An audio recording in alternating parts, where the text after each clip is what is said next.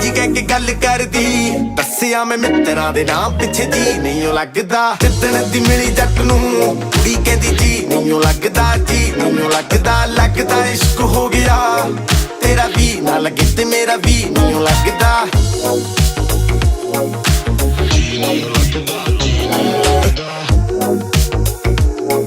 ਕਹਿੰਦੀ ਤੇਰੇ ਲਈ ਮੈਂ ਚੇਂਜ ਕੀਤਾ ਦਰਜੀ, ਕਹਿੰਦੀ ਤੇਰੇ ਲਈ ਮੈਂ ਚੇਂਜ ਕੀਤਾ ਦਰਜੀ।